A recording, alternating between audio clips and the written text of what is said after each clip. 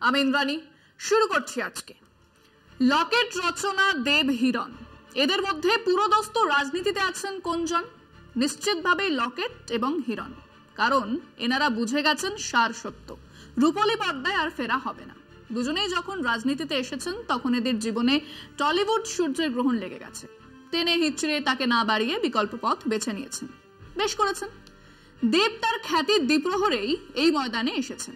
রাজনীতি তার কাছে আরো একটা কাজ, কিন্তু তা কখনোই তার সিনেমার থেকে বড় কিছু নয়। আমার ধারণা, সিনেমার রাজনীতির মধ্যে বাঁচতে দিলে তিনি এক মুহূর্ত সময় নেবেন না সিনেমাকে বাঁচতে। এবং রচনা ব্যানার্জির এখনো দিদি নাম্বার 1-এর বাইরে অস্তিত্বই নেই। জিতলে অনিবার্য আরেকজন নুসরাত বা মিমি। এদের মধ্যে সবচেয়ে ইমেজ কনসিয়াস নিশ্চিতভাবেই দেব। জামা কাপড় থেকে জুতো, ঘড়ি, টুপি, হাঁটা, হাসা, কথা বলা, সবখানেই উনি যে নায়ক তা সাফ বুঝিয়ে দেন। বক্তৃতাতেও ইচ্ছে করেই রাজনীতির থেকে দূরত্ব রাখাটাও ওই নায়কোচিত ইমেজেরই অঙ্গ। রচনা দিদি নাম্বার 1 সেটের মধ্যেই আছেন। হিরণ নেতা হতে চান, রাজনৈতিক নেতা সুলভ ব্যবহার করেন, আর পরক্ষণেই তার মনে পড়ে যায় তিনি হিরো হিরণ। তার এই দোনো ভাব চোখে পড়ে। এখনো তিনি নেতা আর অভিনেতার মাঝখানে ঝুলছেন। সেদিক থেকে লকেট 100% রাজনৈতিক নেতা। অ্যাভারেজ নেতাদের প্রতিটা বিষয় ওনার মধ্যে দেখতে পাবেন। কেবল নিজের অজান্তেই ইমোশন আনতে গিয়ে ওভার অ্যাক্টিং করে ফেলেন। জানেন না এখানে কোনো ডিরেক্টর নেই যিনি বলবেন কাট আর একটু স্বাভাবিক হও। এছাড়া তিনি নিজেকে রাজনীতির জন্য ঠিকঠাক ভাবেই তৈরি করেছেন। এই 4 জনের মধ্যে তিনিই একমাত্র যিনি চলতি বিষয় 10 থেকে 12 মিনিট এক নাগারে বক্তৃতা দিতে পারবেন। সেই শিক্ষা তিনি অর্জন করেছেন। কিন্তু আজ তো ওনাদের জীবনী লিখতে বসিনি। এই 4 জনই এবারে নির্বাচনে প্রার্থী কেবল নয়, একে অন্যের বিরুদ্ধে প্রার্থী। দুজন হারবেন, দুজন জিতবেন। তো এনারা রামনবমীতে কি করলেন, কি বললেন, সেটাই বিষয় আজকে। লকেট, রচনা, দেব, হিরণ এবং রামনবমী। ভোটের মুখে রাম নাম, কি বিজেপি কি তৃণমূল, এ বলে আমায় দেখ, ও বলে আমায়। বুধবার রামনবমীতে দিনভর 2 শিবিরের ভোট প্রার্থীকে দেখা গেল গেরুয়া বসনে রাম নামে ব্যস্ত থাকতে। বাংলায় রামনবমী উদযাপন বিভিন্ন ধর্মীয় সামাজিক সংগঠনের মধ্যেই সীমাবদ্ধ ছিল। 2014 সালে নরেন্দ্র মোদীর দল ক্ষমতায় বসা স্তক এই ধর্মীয় পার্বণে রাজনীতির রং লেগেছে। রাজ্যে সাম্প্রদায়িক বিভাজন নির্মাণে ফি বছর রামনবমীর শোভাযাত্রাকে ব্যবহার করার হিড়িক পড়ে গিয়েছে। খুবই পরিকল্পিতভাবে বিশ্ব হিন্দু পরিষদ তথা সংঘ পরিবার সে কাজ করে চলেছে। শোভাযাত্রায় অস্ত্র প্রদর্শনীর রেওয়াজ চালু করেছে গেরুয়া শিবির, যার বার্তা স্পষ্ট, বাংলায় বিদ্বেষের বিষ ছড়িয়ে তাকে বিজেপির পক্ষ রাজনৈতিক মেরুকরণকে আরো তীব্র করে তোলা। স্বভাবতই রামনবমীর নামে, আপাত ধর্মীয় উদযাপনের নামে এই উদ্যোগে প্রাথমিকভাবে বিরোধিতা করে রাজ্যের সমস্ত রাজনৈতিক দল। কিন্তু ভোট বড় বালাই। দিনে দিনে তৃণমূলও রামনবমী নিয়ে বেশ কয়েক বছর যাবৎ সাংগঠনিক স্তরে সক্রিয় হয়ে ওঠে। ঘটনার চক্রে এবার লোকসভা ভোট শিওরে। তাই বিজেপি প্রার্থী লকেট চট্টোপাধ্যায় যখন তার নির্বাচনী কেন্দ্রে শোভাযাত্রায় সামিল, তখন সুযোগ হাতছাড়া করেননি তার প্রতিদ্বন্দ্বী তৃণমূল প্রার্থী রচনা বন্দ্যোপাধ্যায়। একই দৃশ্য হাওড়াতে বিজেপি রথীন চক্রবর্তী, তৃণমূলের প্রসূন বন্দ্যোপাধ্যায়, বাঘাটালে তৃণমূলের দেব ও বিজেপির হিরণ সবাই মাতলেন রাম নামে। তাহলে উন্নয়নে ফিরিস্তি বা জনসাধারণের রুটি রুচি নয়, ধর্মই কি রাজনীতির চালিকা শক্তি হয়ে উঠেছে? ধর্ম আর রাজনীতির মিশেলেই কি ভারতীয় গণতন্ত্রের ভবিষ্যৎ হতে চলেছে? ভদ্রেশ্বরে হনুমান মন্দিরে সাত সকালেই পৌঁছে গিয়েছিলেন রচনা। সেখানেই রাম সীতা হনুমানের পুজো সেরে তিনি প্রচারে বের হলেন। আচ্ছা, এর আগে কোশমিনকালে তার একটাও ছবি কি আমরা দেখেছি? এই রামনবমীতে পুজোর ছবি, দিদি নাম্বার 1-এর সেটে যাচ্ছেন তখন ছবি দেখিনি। কিন্তু ভোট বড় বালাই। একই হুগলি কেন্দ্রে লকেটকে দেখা গেল চুচুড়ার কাপাসডাঙ্গার এক মন্দিরে। তিনিও ছবি তুলিয়েছেন, পুজো সেরে প্রচারে বেরিয়েছেন। রাজনীতিতে আসার আগে এমন ছবি দেখাতে পারলে পুরস্কার দেব। গত 3-4 বছর ধরে রামনবমীর দিনে লকেটের শোভাযাত্রা বা এ ধরনের ছবি দেখা যাচ্ছে। এখন তিনি পুরোদস্তুর বিজেপি। এরপরে হিরণ। যতদিন হিরো ছিলেন ততদিন উনি সকালে 19টা ডিমের সাদা অংশ খেয়ে শরীর তৈরি করছেন গোছের ছবি খবরে দেখেছি। কিন্তু রাম মন্দিরে, রামনবমীতে না, দেখিনি। এবারে তিনি ঘাটালে বিবেকানন্দ মোড় থেকে রামনবমীর বিরাট শোভাযাত্রায় হাঁটলেন এবং বিজেপি হয়ে ওঠার আবশ্যিক শর্ত হিসেবে বিষ ছড়ালেন। বললেন এখানকার সাংসদ ফাটা জিন্স পরে ঈদের নামাজে আসেন, এই প্রথম রামনবমীতে এলেন। হ্যাঁ, দেব গতকাল ওই ঘাটালের কুশপাতা এলাকাতে তৃণমূলের আয়োজিত রামনবমীর শোভাযাত্রাতে হাঁটলেন, বললেন জয় শ্রীরাম, বললেন রাম নিয়ে ধর্ম নিয়ে রাজনীতি করা উচিত নয়। আমি নিশ্চিত এর আগে রামনবমীর শোভাযাত্রায় দেবের কোনো ছবি কেউ দেখাতে পারবেন না। রাজ্যের মুখ্যমন্ত্রী বলেন ধর্ম যার যার, উৎসব সবার, সে কথাই বললেন লকেট চ্যাটার্জি। কিন্তু ওনার কোনো ছবি কি ঈদ উৎসবে আছে? নেই।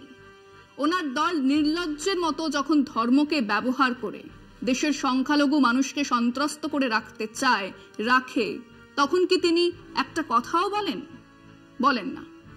কিন্তু রামনবমীর দিনে ভোটের ময়দানে একে অন্যের বিরুদ্ধে লড়ছেন এমন 4 প্রার্থীকেই রামনবমীর পুজো আর শোভাযাত্রাতে দেখা গেল। হ্যাঁ, আমি আপনি চাই বা না চাই, বিজেপির এজেন্ডা অনুযায়ী রাম হয়ে উঠেছেন রাজনীতির খুঁটি। সবাই সেই খুঁটি চালছেন। আমরা আমাদের দর্শকদের জিজ্ঞেস করেছি, নির্বাচনের সময় রামনবমীকে ঘিরে প্রায় প্রত্যেক রাজনৈতিক দলের প্রার্থীদের দেখা গেল পুজো করতে, রামনবমীর শোভাযাত্রায় নামতে। দেব, হিরণ ঘাটালে রামনবমীর শোভাযাত্রায় হাঁটলেন। লকেট, রচনা হুগলিতে পুজো দিয়ে শুরু করলেন তাদের প্রচার। ধর্ম কি তাহলে রাজনীতির অভিন্ন অঙ্গ হয়ে উঠেছে? শুনুন মানুষজন কি বলছে। ধর্মটা ব্যক্তি বিশেষের ধারণার মধ্যে সীমাবদ্ধ থাকাই দরকার। ভোট সর্বস্ব রাজনৈতিক দলগুলি রামকে আজকে তাদের প্রচার সর্বস্ব করে তুলছেন, এটা সবচেয়ে বেদনাদায়ক ঘটনা। রাম হচ্ছে আমাদের সকলের দেবতা। রাম কোনো কারো ব্যক্তিগত ব্যাপার নয়। আর রামকে নিয়ে ধর্মীয় রাজনীতি রাম এই ধরনের শিক্ষা কোনোদিন দেয়নি। রাম আমাদের কাছে একেবারে সত্যের পূজারী। ভোট এসে গেলেই যে সমস্ত প্রার্থীরা যে কোনো গ্রামে ঢুকে গেলেই সেখানে আগে দেখতে পান কোথায় মন্দির আছে, আগে সেখানে গিয়ে পুজো দিতে হবে, না হলে তাদের ভোট প্রচারটা হবে না। এইভাবেই কিন্তু সব রাজনৈতিক পার্টি এটাই কিন্তু যারা করছেন, বোঝাই যাচ্ছে যে ধর্মটাকে রাজনীতির অঙ্গটা করেই দিচ্ছে। রাম প্রত্যেকেরই, এতে কোনো রাজনৈতিক কোনো অস্থির সৃষ্টি হচ্ছে না।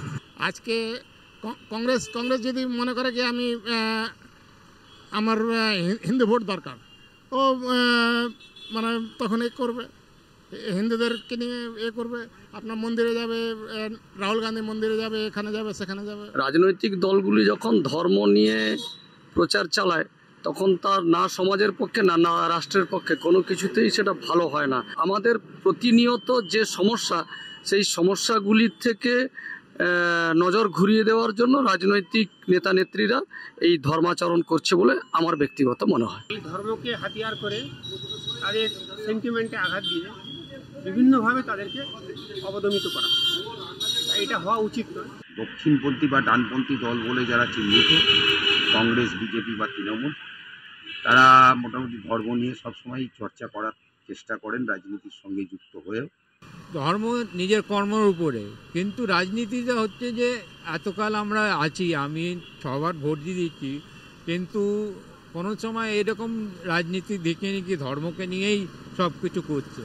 ঘাটালে যে বিধায়ক এমপি দেব, মানে দীপক অধিকারী যে পুজো করছে, সেও পুজো করতে পারে, সেও তো হিন্দু ধর্মের একজন ছেলে, সে পুজো করতে পারে, তাই কেউ যায় আসে না। রাজনীতিকে মিশিয়ে দেওয়া ধর্মের সঙ্গে যা এখন হচ্ছে তা মনে হয় ঠিক হচ্ছে না। তো ধর্ম নিয়ে রাজনীতি করা ঠিক নেই। এইভাবে রাজনীতি করলে কিছু আগে ভালো হতে পারবে না। রাম তার জায়গায় থাকবেন, সেটাকে নিয়ে এইভাবে মাটিতে নামিয়ে এনে একটা নোংরা খেলা করার চেষ্টা করা হচ্ছে। এটা ভারতবর্ষের রাজনৈতিক ক্ষেত্রে এবং ভারতবর্ষের সাংবিধানিক ক্ষেত্রে একটা ভয়ঙ্কর অচলাবস্থা সৃষ্টি করার চেষ্টা করছে। আজকে যাদের হাতে ক্ষতিগ্রস্ত হয়েছি তারাই রামনবমীর র্যালিতে অংশগ্রহণ করেছে। তারা আবার অন্যভাবে, সেটা রাজনৈতিক ইস্যু বা যে কোনো ইস্যুতেই তারা এসে রামনবমীর পুজো করছে, রামের আরাধনাতে লিপ্ত হয়েছে। ধর্ম ওটা তো রাজনৈতিক অঙ্গ হিসেবে দাঁড়িয়েছে না। আজকের রাজনীতি যে ভালো দিক বলে কিছু নেই, খারাপ দিকটাই বেশি প্রতিফলিত হয়েছে, যার জন্য ধর্মটাকে বিশেষ করে নিচ্ছে। এই উস্কানি, ধর্মীয় উস্কানি সাধারণ মানুষের জনজীবনে খুব ক্ষতিকারক। কারণ আমরা পরস্পরের উপর মিলেমিশে থাকি, তখন এই মিলেমিশে ভালোবাসার মধ্যে কিন্তু এই ধর্মের উস্কানি একটা সুরসুরি জাগিয়ে তুলবে। তাই আমি এই বিজেপির উস্কানিমূলক ধর্মের প্রবচন থেকে সাধারণ মানুষকে আমি ব্যক্তিগতভাবে আমরা আমাদের অজান্তেই রাজনীতি আর ধর্মকে মিলিয়ে ফেলেছি এবং সেই সুযোগেই সংখ্যাগরিষ্ঠের ধর্মকে কাজে লাগিয়েই এক সংখ্যাগরিষ্ঠতাবাদ চেপে বসেছে আমাদের দেশে। আজ থেকে মাত্র 10-15 বছর আগে রামনবমীতে ছুটিও থাকতো না রাজ্যে, তো একটা ছোটখাটো মিছিল বের হতো, তাও অবাঙালি অঞ্চলে। এখন তা রাজনীতির হাতিয়ার হয়ে উঠেছে। আমাদের ছোটবেলার রাম লক্ষণ আমাদের সঙ্গেই থাকতো। আমরা ভয় পেলে বলতাম, ভূত আমার পুত, পেতনি আমার ঝি, রাম লক্ষণ বুকে আছে, করবি আমার কি। কিন্তু তা বলার জন্য রাস্তায় শোভাযাত্রায় হাঁটতে হতো না, নির্বাচনের প্রচারে তেনাদের আনতেও হতো না। আজকে পর্যন্তই। দেখতে থাকুন কলকাতা টিভি, রাত দিন 7 দিন।